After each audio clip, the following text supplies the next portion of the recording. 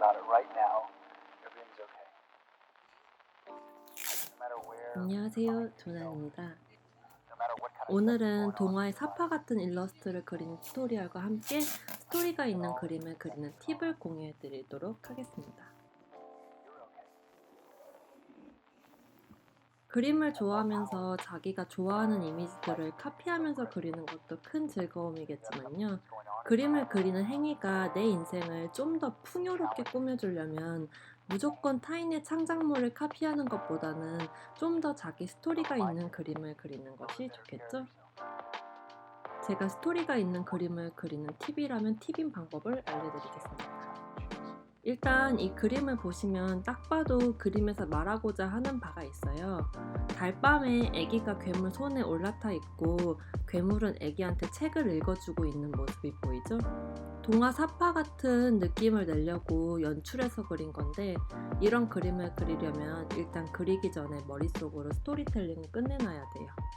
그럼 스토리텔링은 어떻게 하는 것이냐고 물어보신다면 여러분들이 그림을 그리기 위해서 핸드폰에 모은 자료라든지 평소에 이미지가 마음에 들어서 저장하신 사진들이 있잖아요. 그 이미지에 자신의 취향대로 이미지를 변형하시고 그 위에 스토리를 한번 붙여보세요. 자기 창작물을 그릴 때 누군가의 작품을 차용해서 그리는 거에 대해서 되게 부담스러워하고 죄책감까지 느끼는 분들이 종종 계세요. 하지만 지금 세상에 하늘 아래 새로운 것이 어디 있겠습니까? 웬만한 좋은 소재들은 이미 누군가 해먹을 만큼 해먹었습니다. 그리고 내가 괜찮다고 생각하는 소재는 누군가 이미 써먹은 뒤에요. 아무런 자료 없이 새로운 이미지를 창조한다는 건 사실상 어렵습니다.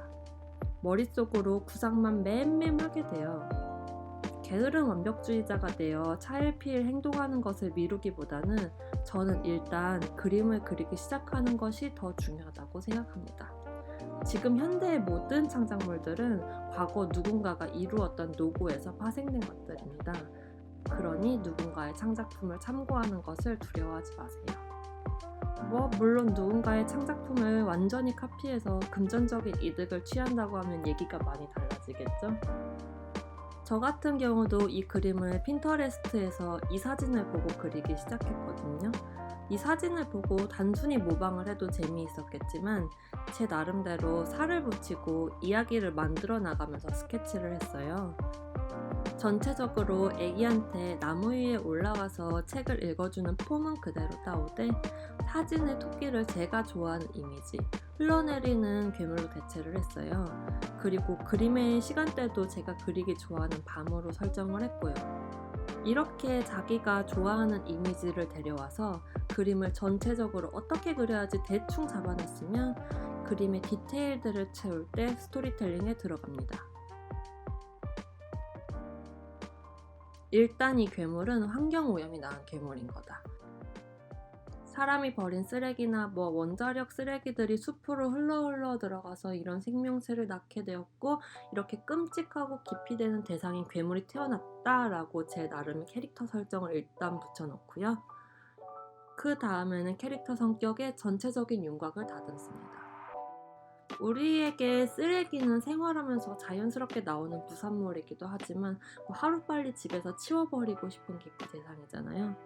이런 쓰레기에서 나온 친구를 사람들이 기피하는 건 당연하겠죠. 아무도 말 걸어주는 이도 없을 뿐더러 존재 자체를 지워버리려고 했을 거예요. 그래서 마을로 내려가지도 못하고 숲에서 숨어서 살며 은둔 생활을 하게 된 거죠. 하지만 이 괴물은 사실 굉장히 외로움을 많이 타는 친구고 마음속으론 인간에게 호기심을 가지고 인간과 친해지고 싶어하는 친구다 라고 캐릭터 성격의 전체적인 윤곽을 다듬습니다. 이렇게 머릿속으로 스토리텔링을 하시면서 캐릭터의 비주얼을 다듬어줍니다. 여기 그림에서 보시면 쓰레기에서 태어났다는 설정에서 나온 캔이 꽂혀있는 디테일도 있고 끈적끈적한 애가 숲에서 살다 보니 나뭇가지도 박혀있고 중간중간에 보면 크리피한 요소들이 조금씩 있죠? 그러면 왜 이 둘이 어떤 경위로 해서 친구가 되었고 괴물이 애한테 책을 왜 읽어주고 있는가에 대한 스토리텔링에 들어갑니다.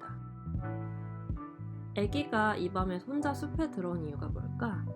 바로 가정에 문제가 있는 애일 수도 있고요. 부모님이 경제적인 사정 때문이라던가 하는 이유로 방치되었거나 가정에서 도망쳐 나와야 할 이유가 있어서 이수까지 나와야 하는 이유가 있던 다른 평범한 또래들과 다른 결핍이 있는 아이로 설정을 했습니다. 그래서 이 밤에 숲을 정처 없이 터벅터벅 걷다가 외로운 괴물을 만나게 되었고 결핍이 있던 두 친구는 쉽게 친구가 되었던 거죠. 이렇게 스토리텔링을 하시려면 평소에 자기 자신에 대해 관심을 주시고 자기를 잘 관찰하셔야 돼요. 자기를 관찰할 수 있는 방법 중 한 예를 들자면 누구나 인생 영화다 하는 영화들이 다 있으실 거예요.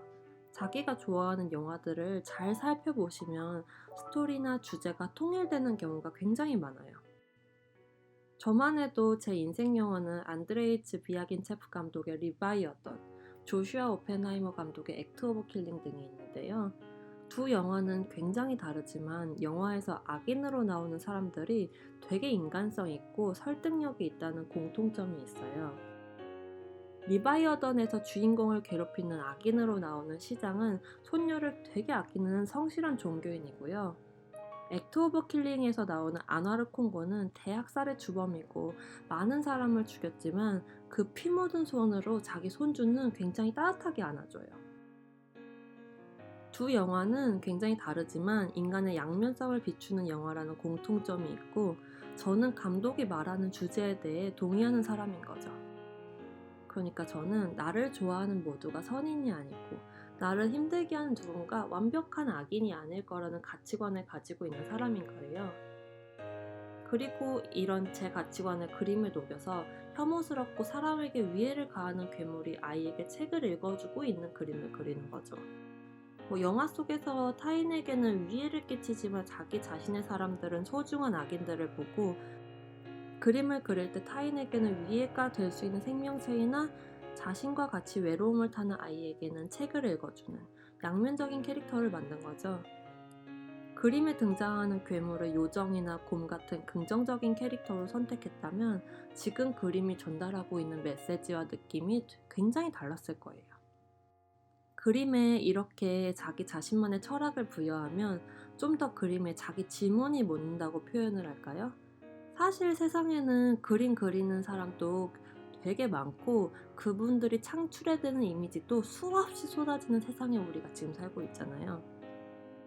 수없이 쏟아지는 그림들을 보고 있자면 세상에 그림 잘 그리는 사람이 너무 많아서 뭔가 좀 내가 봤을 때 내 그림에 대해 자신이 없어지는 때가 있어요.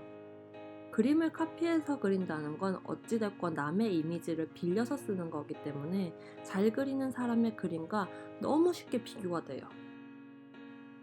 하지만 내 철학, 내 스토리가 묻어있는 그림은 세상 누구의 그림과도 쉽게 잘 비교가 되지 않아요. 내 거고 세상 유일한 건데 어떻게 비교할 수 있겠어요? 밤하늘의 수없이 많은 별들보다 지금 내가 발 딛고 살아가는 지구가 나에게 더없이 중요하듯이 많은 그림 중에 내가 그리는 이 그림이 나에게 제일 소중해야 돼요. 그리고 이런 과정을 자꾸 연습하셔서 몸에 체화, 습관을 들이시면 다른 예술 매체를 보는 시선 또한 자동으로 달라져요. 이전까지는 다른 사람의 창작물을 보고 그 사람이 전달하는 메시지를 수동적으로 수용했었다면 자신의 눈으로 보는 습관이 붙게 되면 어떤 영화를 볼 때 저 장면은 저렇게 좀 변화시켜서 내가 다른 2차 창작물로 그리고 싶다든지 소설을 읽다가 이 부분은 조금 이렇게 고쳐서 내 그림에 녹여 새로운 예술 창작을 한다든지 하는 타인의 작품을 그대로 받아들이는 수용자에서 창작물을 창작하는 창작자에 가깝게 변하게 됩니다. 자신만의 창작물을 계속 생산해내게 되면 그 작품들은 조금씩 신압으로 모여서 자기 자신만의 포트폴리오가 될 뿐만 아니라 결과적으로 내 세상, 내 우주가 더 깊어지는 시너지 효과를 내게 됩니다. 오늘 제가 말씀드릴 이야기는 여기까지고요. 오늘 영상이 좋으셨다면 좋아요와 구독 버튼 한 번씩 눌러주시면 감사하겠습니다. 감사합니다.